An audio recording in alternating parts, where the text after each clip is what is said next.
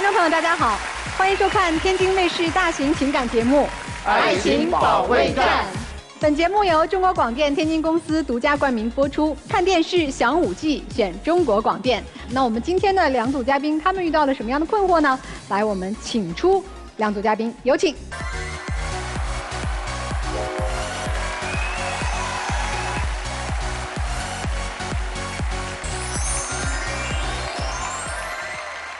首先要疗愈的是本期第一对情感嘉宾小刘，25岁，来自安徽，消杀公司职员；小卢，27岁，来自安徽，自由职业。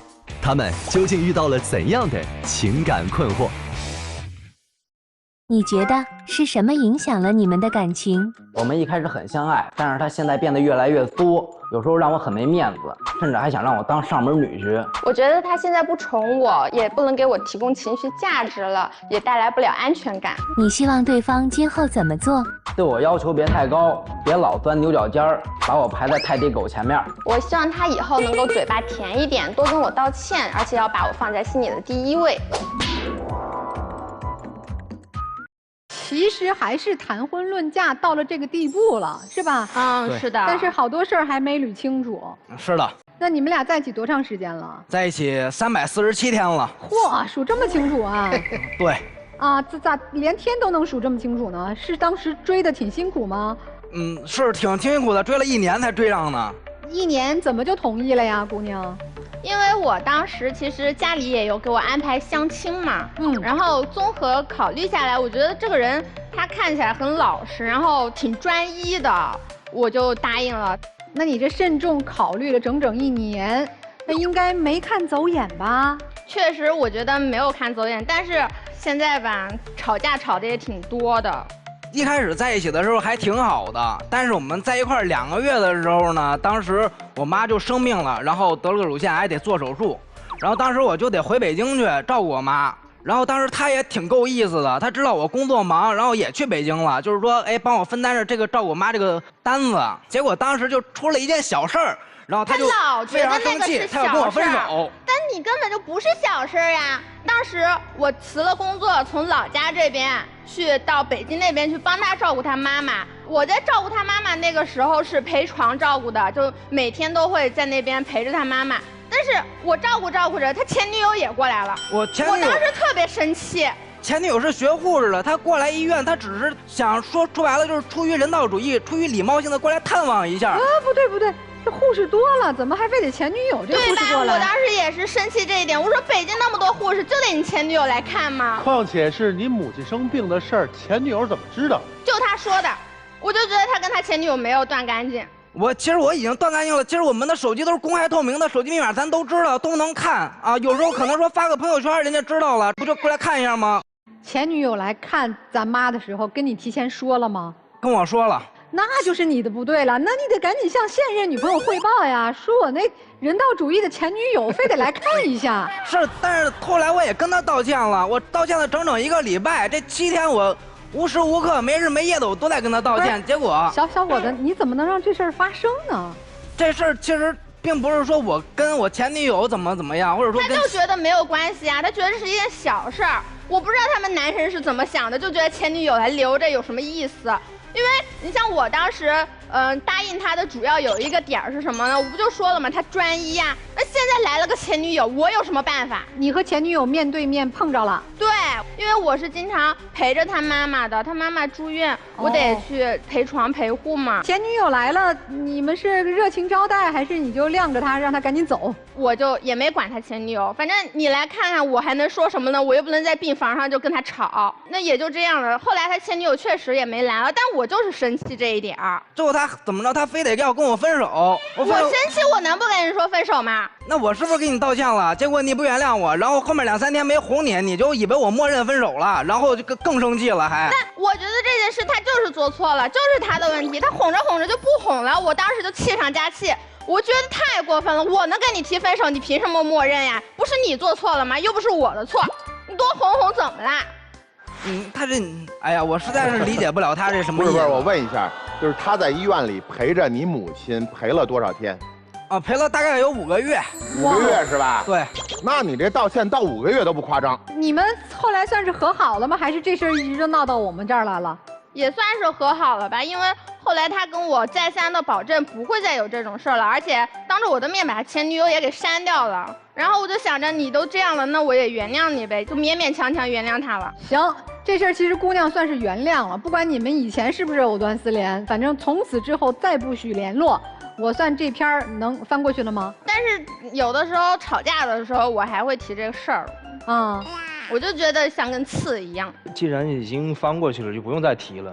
那接下来这个男生想怎么报答这个女生呢？他当时他照顾我妈5个月，然后包括我妈都挺感激这个人家小姑娘的。然后说我妈想着尽快说，哎，给人家弄个名分吧，说我俩把婚结了吧。然后我也说行，我也挺高兴。然后我跟他商量这事儿，他说不结婚，我就是要玩，我就要开心，不结。你总不能因为这个事去跟我结婚吧？我当时跟他谈恋爱说好了，我们先以快乐为目的去谈一个快乐的恋爱。结婚的事再想一想，考虑考虑。结婚是长久的事情呀。那他现在觉得就是说我照顾他妈妈照顾得好，他就觉得我现在对他挺好的，就想着结婚给我个名分，那显得我特别的携恩图报一样，我接受不了这样。因为你携恩图报去跟你结婚的，我是本身也爱你，然后再加上这件事儿，对吧？综合考虑你适合。但是你正是因为这个事儿提出的结婚呀。我姑娘的意思是说，你要争取我，那是因为爱，不能因为感恩、报恩，不纯粹。我们的爱到了一定的程度，你想娶我，我才会答应嫁。小卢，别着急，你还记得当初你为什么选他吗？我觉得他专一宠我啊。你当时说你也是相亲之后，综合考量了各方面指标，比较之后理性决策选的他。对。然后你的期待是他专一爱你，然后你看啊，我当时选你是理性抉择，我比较了好多。现在你娶我不能因为别的，只许因为爱。你看又双标。他就是特别双标的一个人。哎，那我这样想有错吗？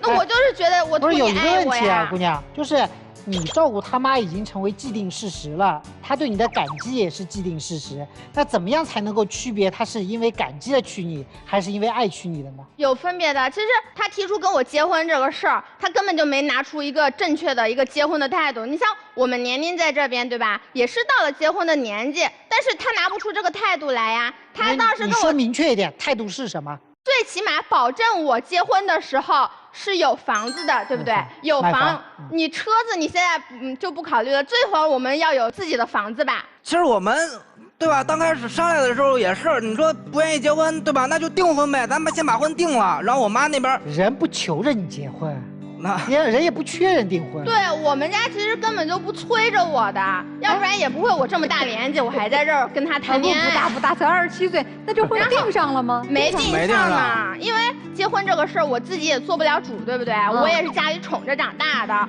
我就打电话就是也跟我爸爸他们商量，本来说这个10月份我就带着他回家就见我爸他们商量订婚的事儿，但我爸那边考虑的是什么？就是他家现在拿不出什么经济条件来，因为他家庭比较一般，还是单亲家庭，就经济条件会比较差。然后就说我如果就这样嫁过去，以后的生活都是个问题了。然后就给他提了个条件，就是说，要不然这样吧，我们家不要他的彩礼，而且房子我们家来出，包括他的工作，他就是想让我当上门女婿。那我觉得我爸爸的条件挺好的，对吧？你要爱我的话，为什么不能接受这个条件呢？但是我感觉这北方长大的人，我觉得当一个上门女婿确实挺丢人的。等于说让你去到他的城市吗？对，到回我们老家那边。那可能那你父母怎么办？他父母又在生病啊。如果他真的答应了我们条件，他妈妈后续的那些要我们家提供到帮助的话，我们家肯定会给到这个帮助呀，不可能就不管了，是不是？这姑娘其实真是挺好的哈，但是你看啊，人家女孩是这么说的：你要爱我。上门女婿不上门女婿都不重要，是面子重要还是娶我重要啊？你现在明明是面子重要吗？要不然姑娘不高兴呢？他现在就是说呀，就想着跟我结婚，那又不拿出态度来。态度呢？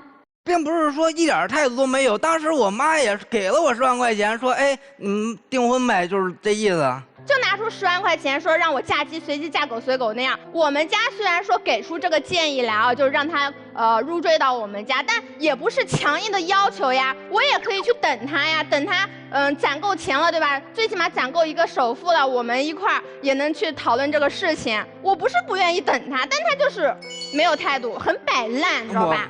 姑娘是不是2个选择？一个是上门女婿，另外一个呢是能付一个首付，你就可以嫁到男方这边了，是吧？对。男生为什么那么想早早的定下来这事儿？主要是因为我家里面这边，我妈她觉得她照顾我妈很长时间，然后现在跟我合租呢，觉得这样在一块儿也不像那么回事儿，就是说尽快哪怕不结婚把婚定了，是这么一个想法。那人家姑娘不愿意呀。对呀。而且人家给你说了，我等你，咱攒够钱了，有了首付买了房子，咱再结婚。你就说实话吧，为什么这么着急？哎，其实有一方面也是就是他跑了。对。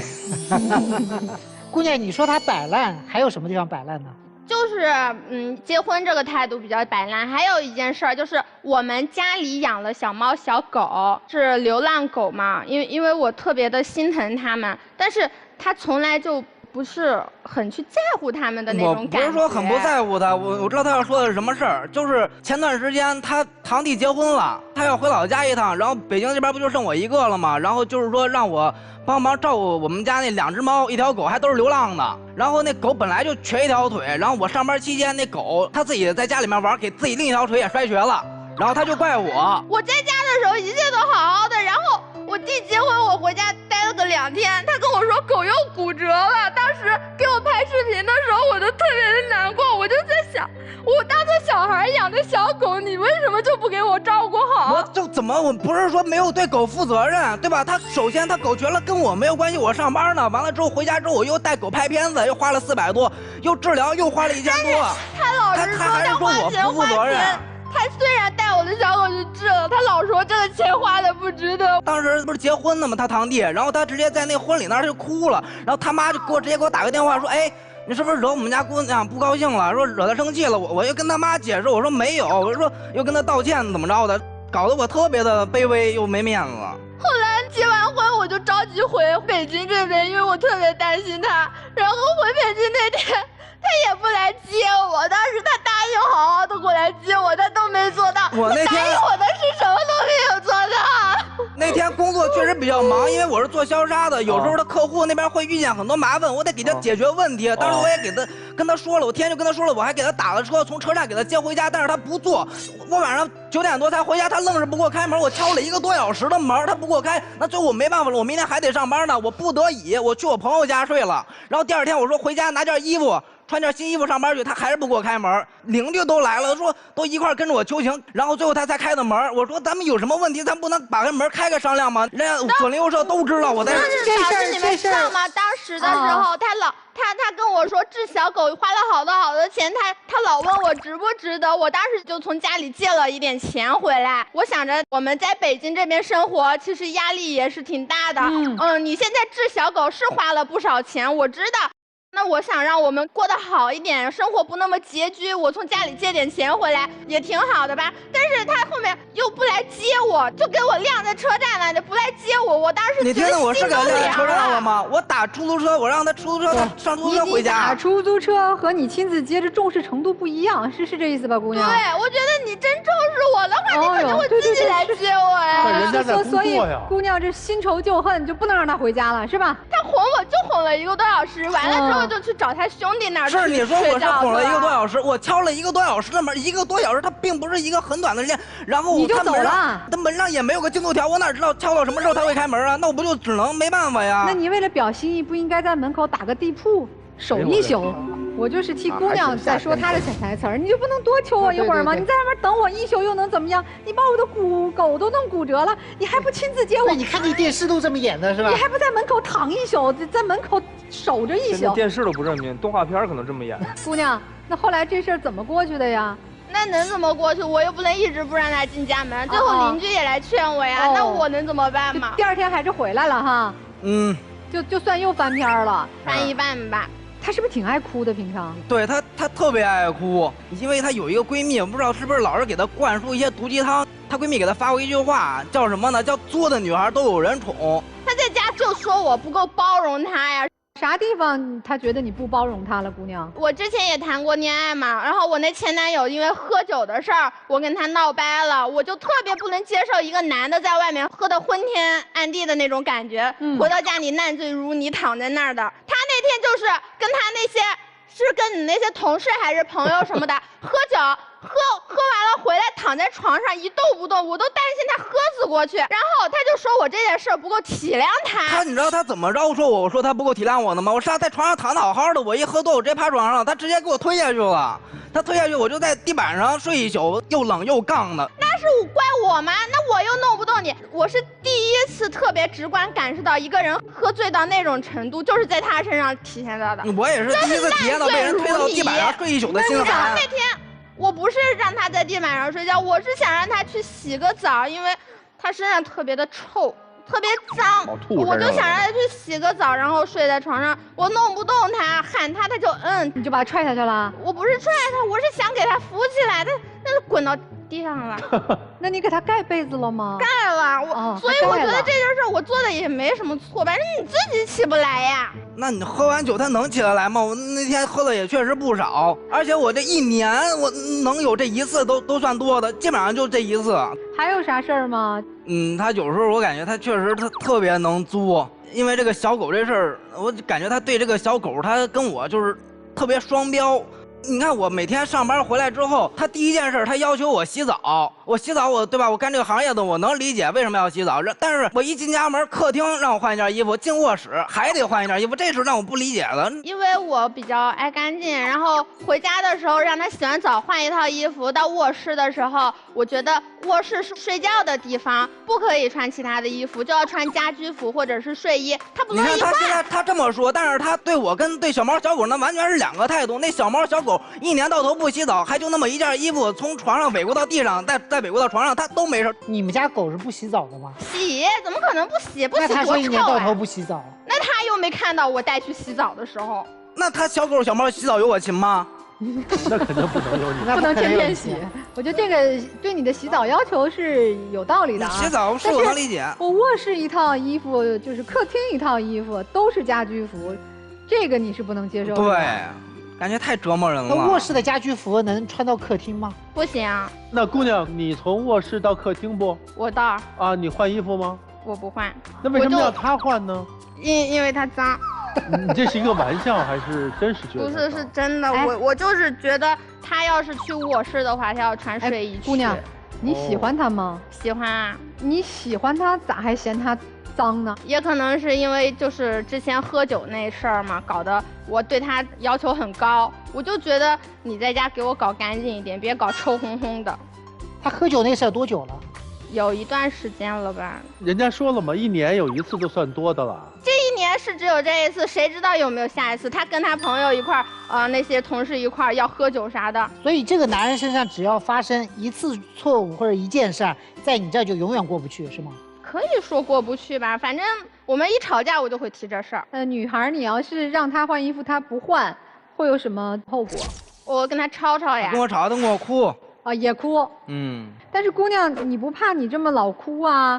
你这男朋友有一天被你哭的受不了了吗？我也不知道呀，我要知道我也不会在这站着。你会不会担心啊？就老是不愉快，你老这么哭，他有点事儿做得不够好，你就哭。我有的时候会担心，但有的时候他会哄我嘛。那他现在还哄吗？次次哄吗？哄，但是哄的次数少。我就是希望他以后在家的时候能不要老是那么的吼我，就是多宠我一点嘛，就都听你的是吧？对，多对我好一点，听我的呀，而且对我态度好一点。男生有啥诉求吗？我就是希望他不要老是在公共场合就是老是哭啊，老是不给我面子，然后我每次我都得去哄他，我每次哄他我都感觉挺消耗我自己的，然后就是挺累的也。那你打过退堂鼓吗？打过，真的打过，但是其实想想，在一块347天了，感情也是挺深的，在一起的时候也挺开心的，又也舍不得分。关键还有100多天照顾咱妈。对。他们俩应该比你们俩是不是稍微年纪小一点？听完啥感觉啊？男生觉得作吗？可能会觉得有点。啊，你和她男朋友感觉一样？对啊，因为我个人的话不是很喜欢那种就作或者什么的。这个女生我觉得她挺好的，就是不管是物质上还是家庭上，还有那个心灵上，我觉得她很善良，所以我觉得男生可以再多包容她一点，然后女生也可以在情感上再理智一点。听听老师有什么建议啊？我觉得你的父亲特别爱你吧，从小就是你要什么给什么。差不多吧，全部的一切都可以满足你的需求，然后会让你开心。差不多，在家很宠我。是很多有孩子的父母都会有一个想法，就是女孩一定要像公主来宠，但是有个度。我觉得这现在就影响到你的正常生活了。就刚刚你的男朋友，我不知道他是第一次在你面前表达还是怎么样，他说过有没有打退堂鼓的可能性，他说了有。吵架的话不能当真吧？毕竟我吵架说分手也不是真的想分手呀。但是他今天说的，你觉得他是真心话吗？他有思考过，所以你再这样下去，你可能会失去他，并不是说你完全都是错的。比如说你爱宠物，那很正常，你有一颗善良的心，那包括宠物是他的一个情感寄托，男生也不能跟他来争这一点。但任何事情都要有度，你对男朋友的要求是要有度的。他是一个正常的一个人，没有一个人天生来就是为你准备来的，他不是你的父亲。然后这个男生呢，我觉得，你既然了解你的女朋友，你知道她有洁癖，多向她靠拢。她喜欢这种被宠爱的感觉。你看，她喜欢小动物，为什么？她喜欢宠溺她，那你也像宠小动物一样去宠溺她，这可能是她希望得到的，对不对？那你就多细心一些嘛。我知道这些对你来说可能会有点难，但是比如说，就像她要求换2套衣服，那我们就换2套，慢慢的，你们2个就能融合在一块儿。你多去看他平常怎么照顾小动物的，你就用这种方式来照顾他，而不是去跟他的狗来争。他毕竟是宠物嘛，是他的一种寄托，你慢慢的让他寄托在你身上，会更好的。先科普一下啊，就是喝醉之后不能立刻洗澡，有可能会猝死的。其实男生啊，你没有理解一件事啊，你也是他捡回来的一只流浪小狗，他只会这一种爱的方式。所以啊，他对你的需求是什么？你得服从他，你得依恋他，你得需求他，你得给他情绪价值。问题是，他现在为什么他宁可喜欢流浪小狗，没有喜欢你呢？因为在他眼里面，你不像小狗那样依恋他，不像小狗那样那么需要他。你居然有了自己的独立思想，你居然还要求我，你居然还想造反，你还有前女友。简直了！其实这个姑娘，刚刚张瑞老师说的特别对，就是她出生在一个宠溺她的家庭里面，在宠溺的家庭里面，女生就会显得很骄纵，而这种骄纵呢，它有一个比较明显的一个特征，叫爱溢出。她的爱太多了，她要溢出来，她要付出去给别人，所以你看她对流浪动物，她有大量的爱去给予他们，是因为她能够理解的爱就是这一种爱。所以他对于你也是一样的，他的爱要笼罩你，要吞没你。说白了，你和他之间不是一个对等的、平等的这么一个关系，这是他对于爱的理解。你知道你和这个男生最不合适的地方在什么？就是你们出生于2个完全不同的原生家庭的状态，你是这种爱溢出的状态，而他出生于一种可能更加的艰苦一点，可能更加独立一点的原生家庭，所以在他看来，一个人如果到了车站打车回家是件很正常的事情。这里面就形成了一个巨大的冲突，对于爱的理解和对于独立的理解的冲突。既然这么冲突，你们2个人又为什么在一起呢？这里面就带来一个问题，就姑娘那5个月，其实在我看来做的特别不对。你结婚都没结，然后你跑去衣不解带的去照顾人家妈5个月，我觉得这是没有边界。你对他妈真的有感情吗？并不是嘛，你无非就是同情他、可怜他嘛，然后去做这样的事儿嘛，无非就是让你获得了巨大的道德的满足感嘛，这是一个执念，这不是一个人真正的感情。所以你现在觉得你对我妈那么好，为什么你跟我之间为什么相处不了？他对你妈好是因为他执念所驱动的爱的溢出和道德的满足感，并不是他这个人好相处，这里面是有巨大鸿沟的。你们要跨越原生家庭带来的性格的鸿沟，你们需要付出很大的代价。这个代价就是对于爱这个东西，你们要有重新的理解。姑娘，你要知道，就是你对于一个人的关心，一定不是这个人需要你，所以你再去关心他，而是因为你从一个人身上看到了感动，看到了温暖。而至于男生，我觉得你现在反而应该让这个女生知道，人和人之间的关系是平等的，是对等的。你不能再无限度的去满足他，也不能再无限度的哄他，能接受就接受，不能接受就算了。陆琪老师指出了你们2个人的情感模式啊，你们去对号入座，去思考一下自己怎么去面对接下来的情感。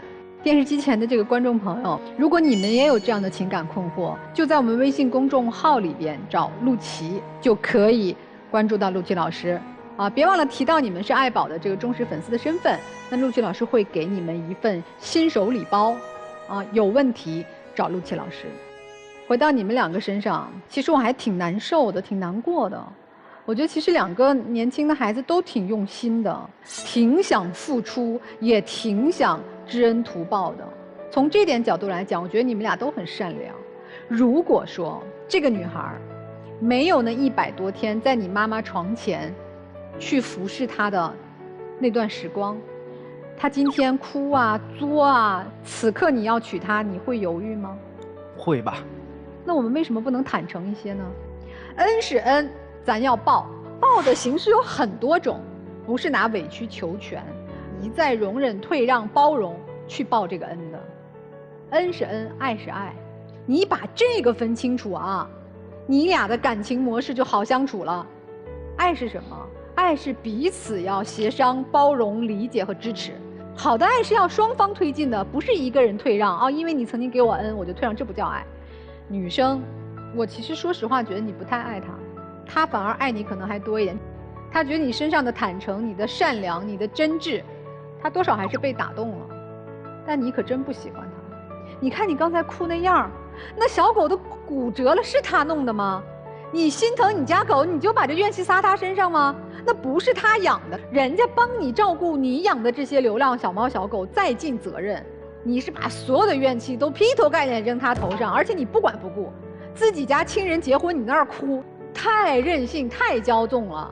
你这样一弄，他觉得狗就是他的敌人，怎么我伺候了你了，你还要骂我？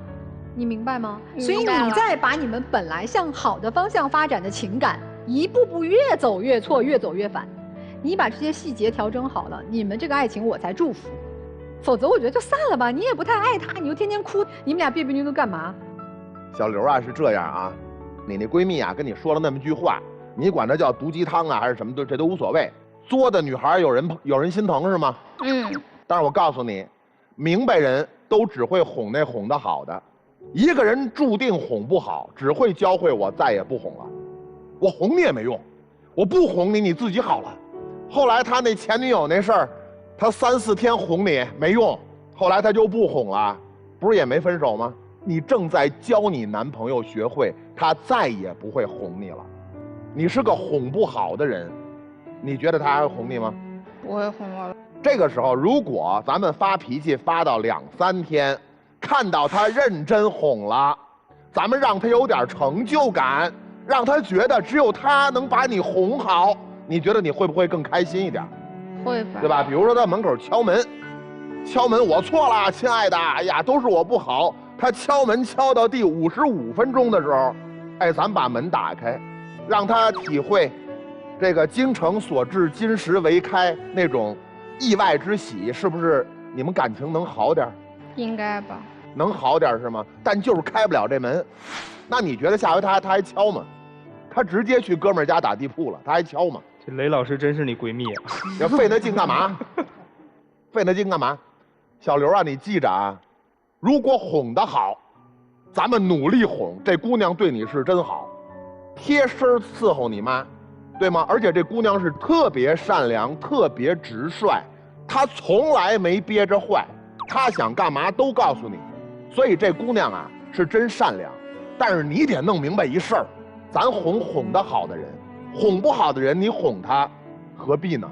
真希望他能改变一下。你希望他能改变一下，变成一个哄得好的人是吗？对。你愿意变成一哄得好的人吗，小卢？愿意呀。行嘞，我说完了。姑娘，你心里我感觉有一个结，必须得解开，否则他永远哄不好你。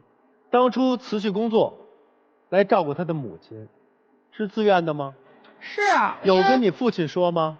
我跟我爸爸他们说过这个事儿。他们同意吗？他们是同意的，不然我也不会过来呀。好的，所以你付出了你的所有，你来了，满腔热情的陪了100多天，对吧？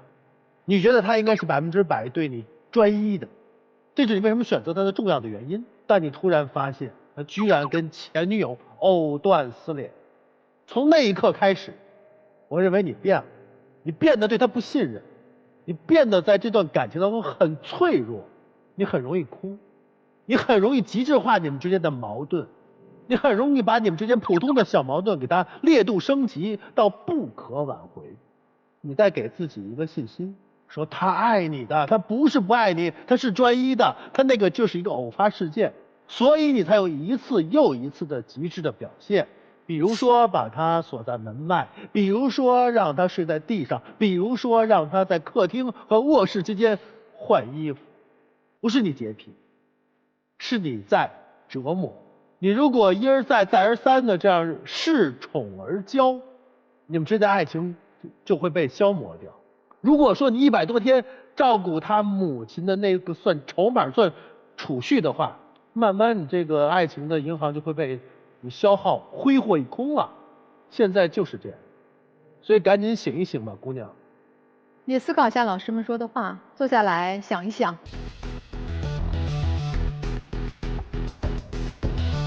本期第2对情感嘉宾，小吉，29岁，来自山西营销；小郭，28岁，来自河北待业。那么他们又遇到了怎样的情感困惑？你们这次来的目的是什么？我今天就是来分手的。我们两个感情已经走到了尽头，我们两个3观不合，长痛不如短痛。他好长时间没联系我了，我这次来就是为了和他和好，求他原谅。如果我有做的不对的地方，我可以改。你希望对方做出什么改变？我觉得他改变不了，他太传统、太固执了，总是把想法强加于我。我觉得还是好聚好散，和平分手吧。我希望他可以看到我的付出，接受我的好意，好好把这段感情走下去，这就知足了。真想来是吧？不想分手。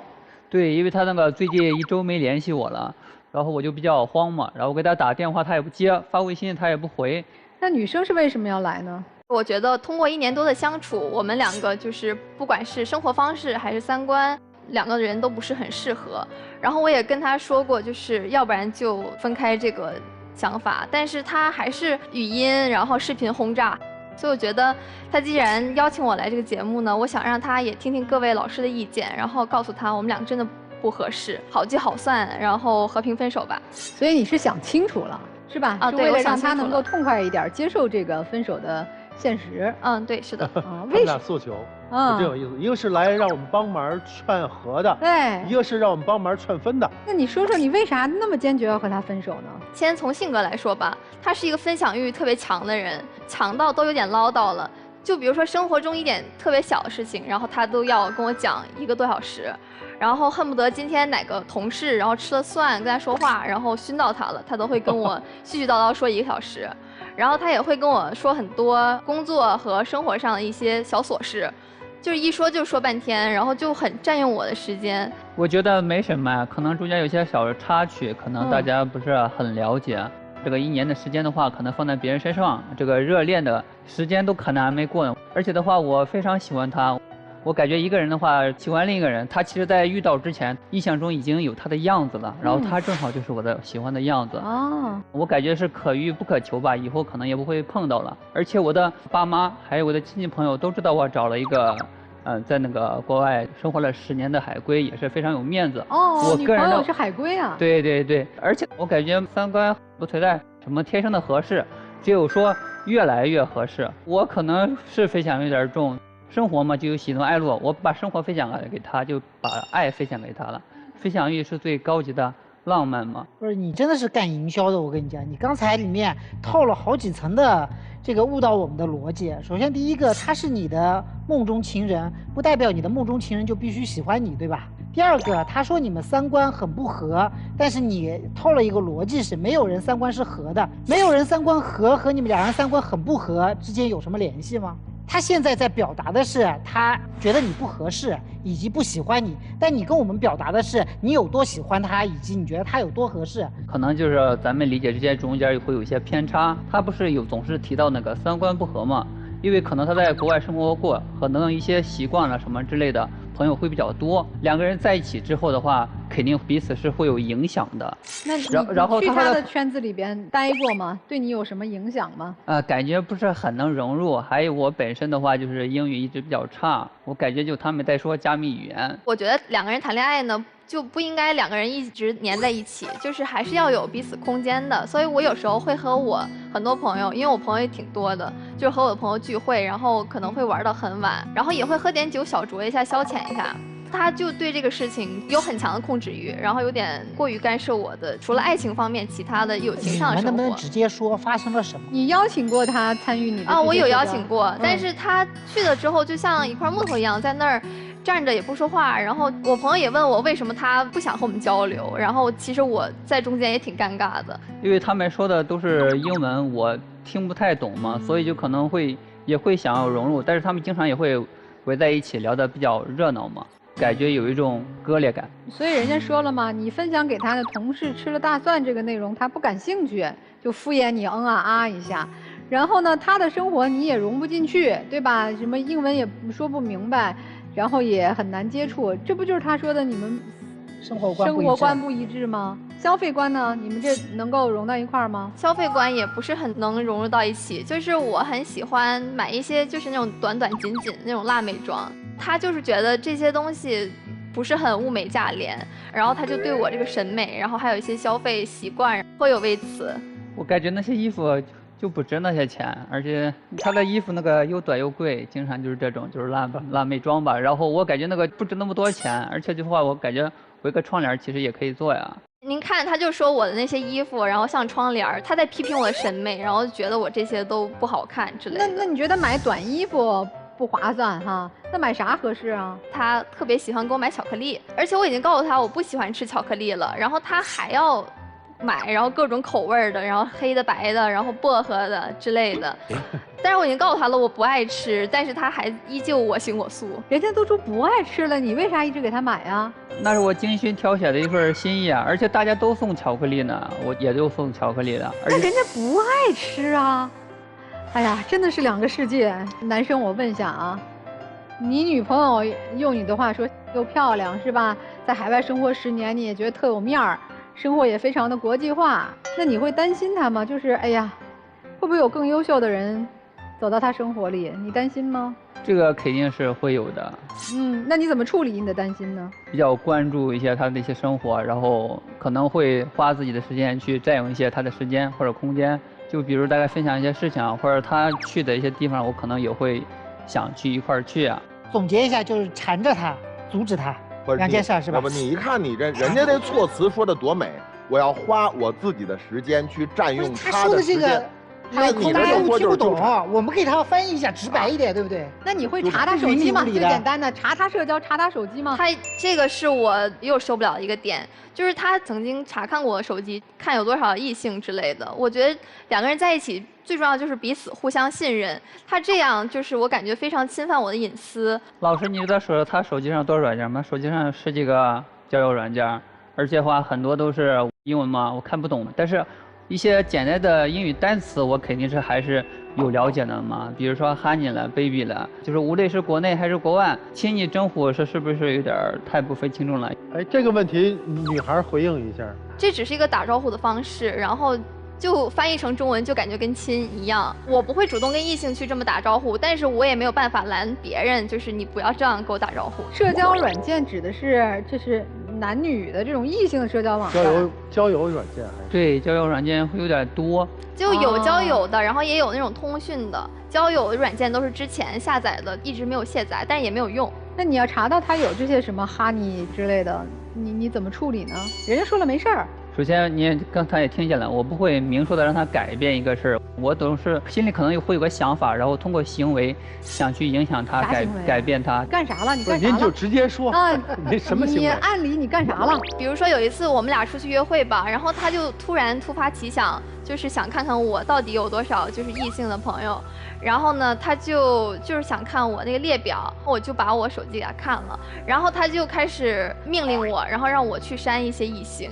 因为他的异性朋友不是很多，然后他想让我删到和他同样数量的异性朋友。你删了吗？我一开始删了一些就是无关紧要的那种，但是后来我就觉得这样不对，无端删人这个事情挺没礼貌的。就女生其实也不是说一下子就觉得三观完全不合，也是一个其实努力过的是吧？也想尝试去融合的。对，但是他的确对我的这个交友啊，然后生活呀涉及太多。那你们工作上呢、事业上呢有分歧吗？也是有的。就比如说我之前在国外生活理念一直都是，我工作一段时间，然后有一定积蓄之后呢，我就出去旅行，然后或者做一些自己想做的事情。回来之后呢，因为我也投了一些公司，然后也收到了一些 offer， 但是有一些方面就是不太符合我的求职的要求，所以我现在也是在待业状态，但是我还是有积蓄的，所以我就还是没有着急找工作，但是没有经过我允许的情况下，然后他就把我的简历给了他的上司，然后想让我去他的公司上班。首先的话，我是为他好的嘛，我想我俩就是一直发展下去的，因为抱着结婚的目的嘛，也是为他那个负责，也是为我俩的感情负责嘛。然后我就偷偷瞒着他，然后和我们的公司提交了一个简历，然后我们那个领导看了他这个留学10年，也是感觉是高学历，感觉应该是完全没有问题的。然后我就把他这个事情就告诉了他，然后他也挺不乐意的。那就是对于工作和生活的安排也不一样呗。那你们这平常什么兴趣爱好啊、吃啊、喝呀、这些基本的生活的，能够磨到一块儿去吗？也不是特别能融入到一起，也不行。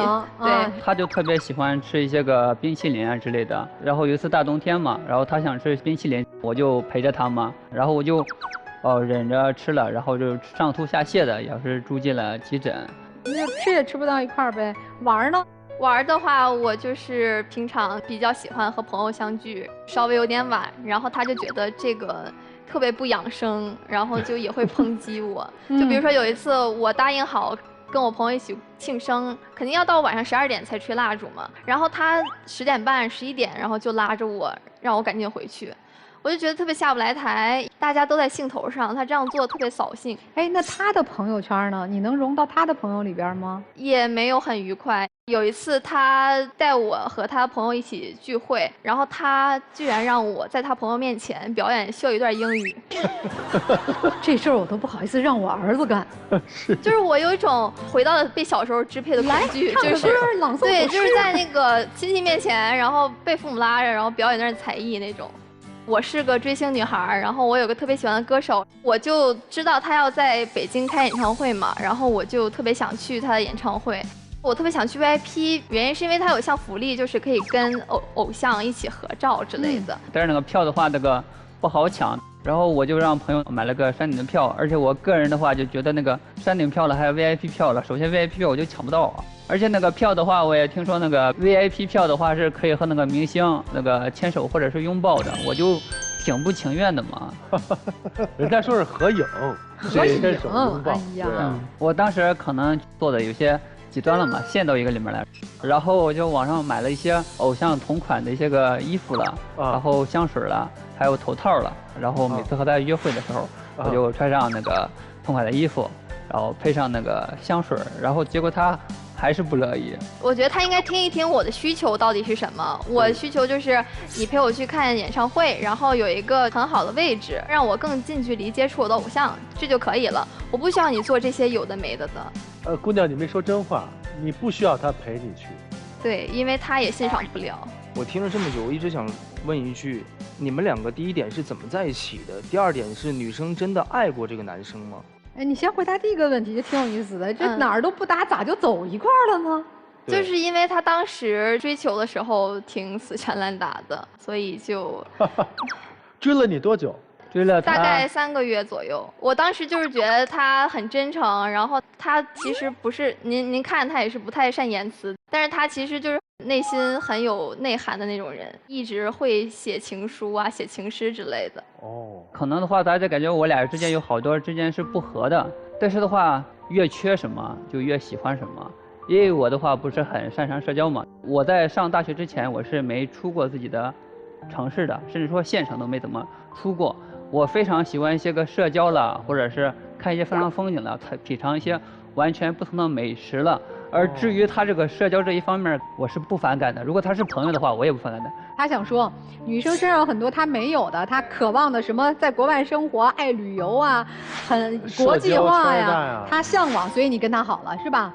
我们现在其实奇怪的是，女孩看上了你啥？就是第二点，你真的爱过他吗？对，我觉得“爱”这个词有点太重了。所以我没问你喜欢吗？所以说你就说没有了。没有。你们2个情侣比他们稍微年轻一点啊，你们俩觉得他俩还适合在一起吗？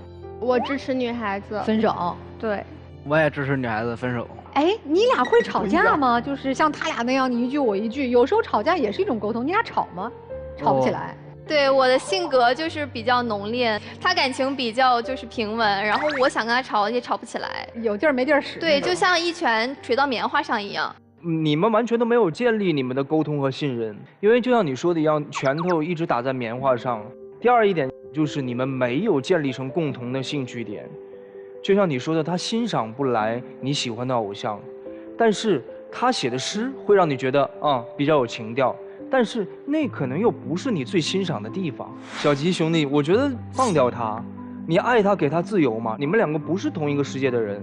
我是非常欣赏他那个身上有许多东西的，比如说他非常喜欢各种社交嘛、旅游嘛，追求高质量的生活。你整场都在表达你的观点，对他多么喜爱，我的理想型就是他样的。但是你有没有想过，他的理想型是你这样的吗？今天到这个节目来，他上来第一件诉求就是我要离开他，不撞南墙不回头。你撞了南墙，你要回头。今天这个事情已经定了，你们2个不可能在一起的。我们撞了这个南墙，我希望你有机会回头看。谢谢南墙老师。南墙老师，其实男生的整个想法和心理逻辑是很清晰，很好理解啊。其实就是向往美好。女生，你的心理逻辑我想了半天，后来我想了一下，大概有几条。首先，第一个，这个时间节点的问题，你丧失了你自己的文化系统。你原来熟识的那个文化系统是国外的文化系统，那使你游刃有余、如鱼得水的。但是呢，离开之后，你其实是有很大的恐慌感和不适应性的。在这种过程之中，你遇到了他，你当时在想，他是一个很好的帮你融入现在文化系统的这么一个人。确实，这个男生身上有一些不同的东西，他又有那种野蛮生长、激烈的、霸道的那种东西，就是你会觉得他很野蛮，就是野性很足。但是他身上又有一些素养，他又不是属于那种很低俗的，他有他的文气。哎，他又有他的文气。这个时候你会觉得他身上的那种特殊性和特别性，他喜欢你的主要原因是什么？恰好是因为你和他身边的一些朋友是不同的，这是他为什么当时会被你吸引的重要原因。但问题就在于，就是我们热爱缺失，但最后只能和同频生活在一起，因为不同频他就不舒服。他可能是爱吃肉的，你是那碟青菜，青菜挺好的，但确实他现在已经吃不下去了。我也不劝你说放手什么，你放不放手是你的问题。但是姑娘，我劝你一句，谁不想要谁放手，谁不想要谁离开，好不好？就这样。这女生其实好是2个人的事儿啊，但分手其实1个人可以做的。你为什么还愿意陪他来？我觉得他自己有很大的执念，就是我觉得还是要听一些别人的想法。所以你还是想善始善终，就是对，是能让大家相对都不留怨恨的，相对轻松的分开，是吗？对，是的，好聚好散。所以你看，其实刚才陆琪老师是把你们2个人现在的状况呀，对感情的态度都剖析了一遍。我相信这个电视机前有好多朋友可能也会遇到一些情感当中的迷茫困惑，想找陆琪老师给你们来指点1二的话，也有个特别简单的方法哈。我们在微信公众号找到我们陆琪老师，你也别忘了说，哎，你是我们爱宝的忠实的粉丝，那这样陆琪老师会给你一个新手礼包。你们2个，我真的觉得男生每一个人对自己要有一个清晰的认知，清楚我是一个什么样的人，我和别人相处的时候，我给对方带来的感受是怎样的。这个感受不是建立在我愉不愉快的基础上的，是建立在我欣赏的、我喜欢的那个人他的感受之上的。他不舒服了就是不舒服，他不喜欢听你讲那些鸡毛蒜皮的事情，你一定要灌输给他，那就是你没有建立在让他开心的基础上和他相处，我觉得是自私的。如果你真的爱他，真的欣赏他，你就应该放手，给他自由，送上祝福。女生我多一点点嘱咐啊，当我们重新回到一个新的环境当中，也要先去认知自己内心的需求，自己认知清晰了，再去寻找一个互相支撑的人，到此为止，说清楚。哪怕今天我们坦诚的分开，我觉得也是彼此的一场告别和祝福。我觉得一个28岁，一个29岁，一个连养生都懂，一个说英文很流利的人，你们会不明白想分手就分手的道理？手机拉黑，通讯软件拉黑，会发生什么呢？不会发生什么，但是我觉得这样就是很伤害人。你觉得在这儿努力过这一番，他受伤害吗？我觉得他会就是看开一点。你能看开一点吗？如果他拒绝你，接下来你打算怎么做？我自认为是一个非常理性的人，但是可能会理性到感情用事。理性到感情用事的意思是具体化？具体化就是说，我对很多事情都会不感冒、不感兴趣，然后我特别想象中的或者魂牵梦萦的一个样子，在生活中有了一个映照。请具体化。我可能还会尝试修复一段时间，但是我对于感情的话就是很难。用什么样的方式去修复？你的通信软件被拉黑，你的手机号码被拉黑。除非他消失在国外，不然的话，我的天，总有被你找到那天是吗？我只是想画个句号，因为我对于感情的话是非常重视的。我有2个就是自己的一个认知啊。我不听认知了，你就说，人家坚决跟你分手，能不能不纠缠？拉黑你了，你就不找他了，你也不跟踪他，也不缠着他。我不会做出以下行为。哦，不会的。我受过的教育不会让我产生这样的行为。那他如果说没能在国外消失，他依然在咱们这个国土上继续生活，将面对什么？我给他画个句号，然后的话，如果他想做朋友的话，可以做朋友；如果不想做朋友的话，大家就当没件事。可以，很好。女生，我问你2个问题啊。第一，在生活当中，你和他提出分手，提过几次？明确的话得有3次。哦，那为什么每次都又复合了呢？我跟他提了，然后他就是当这事儿好像不存在。他是不相信，他就觉得再努力还是有机会的。那你为什么不能决绝的就不跟他见面？他也知道就是我的家庭住址之类的。第2个问题，今天来到这里的目的，我再和你确认一下，是想让他真的通过我们的嘴告诉他，真的你对他没有感情了，要分手了，还是还有感情，还有希望给他一个机会？就是真的分手吧，就是不合适。就是让他去迎接更崭新的生活。好，男生听进去了？听进去了。好，消化一下。女生，我想告诉你一件事情啊，你之所以选择和他在一起1年，分了3次没有分开，其实里面有你自己的问题。当我们遇到了错的人，我们真的是要马上止损，要决绝的拿出自己的力量来，而不是瞻前顾后。这样会给别人有一种错觉，哦，你在给我希望，我努力，我做这件事情，我做的及时就有机会了。你会给人家一种错觉，同时让自己陷入到一个很尴尬的境地。男生，你其实，在某种程度上做了自己想做的事情，有勇气，但是如果太过度了，你就会从一种执着，变成了偏执。所以女生态度明确，要分开。男生如果听了我们老师的解读之后，觉得想真的画上一个句号，给女生自由和她想要的生活，那你就不要出来了，好吧？我们请2对情侣都先回到门后。观众朋友，如果想收看我们节目的完整视频呢，也可以通过腾讯视频和优酷视频来看到我们的完整的视频内容。那这2组情侣他们会做怎样选择呢？第1组出，第2组不出呗。第1组我觉得特别可爱的2个年轻人。然后，但是他们很有机会。行，咱先看看第一组这个情侣吧，看看他们的选择，请开门。不会听完第二组的他们不出来了吧？不能，他们更应该出来了。哎呀，这拉着手还拉着手呢。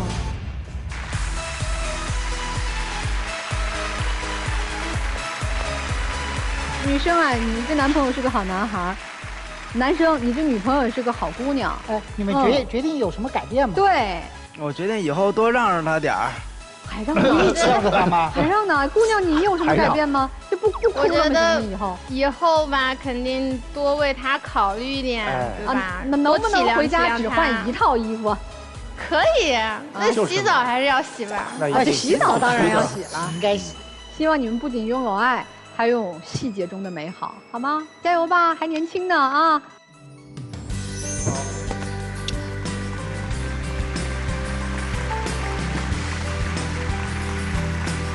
反正我们看出来，人家小情侣是相爱的哈，相爱咱们就彼此珍惜，好吗？好，希望你们开心，终成眷属，好不好啊？谢谢，期待那一天，加油啊！拜拜拜拜拜拜。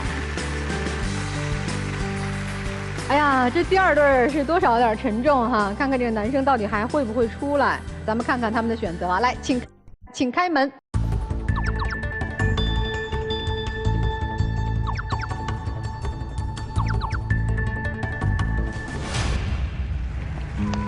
哎呀，希望这个男生真的能从心里深处认可这个句号啊。那今天分开了，也希望他们能各自找到属于自己的幸福的生活。本栏目是由中国广电天津公司独家冠名播出，看电视享5G，选中国广电。那我们今天节目就到这儿了，我们下次再会。